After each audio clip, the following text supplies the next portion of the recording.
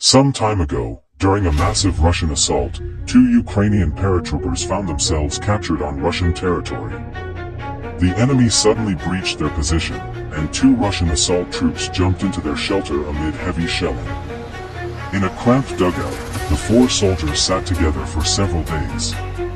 Outside, drones, artillery, and mortars raged non-stop. The Russians reported to their command that they had captured two Ukrainians, and were ordered to execute the prisoners in advance.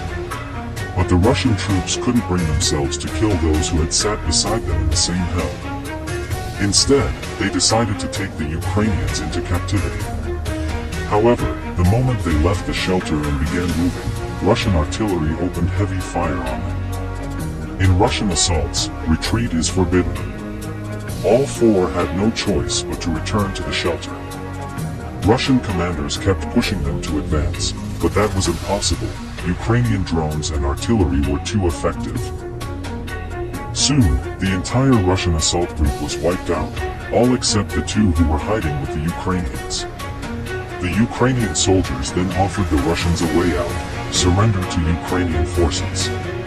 Our commanders don't execute prisoners or their own, they said. You'll stay alive. The Russians agreed. Their comrades were all gone, no one was answering the radio. Their only chance of survival came from the prisoners they had captured. So the Russians returned the weapons and radios to the Ukrainian soldiers.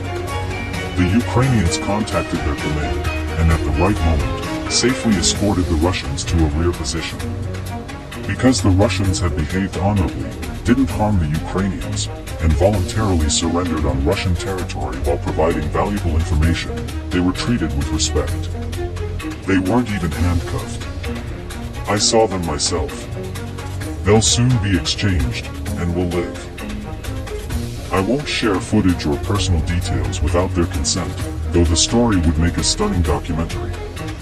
I hope the opportunity arises one day.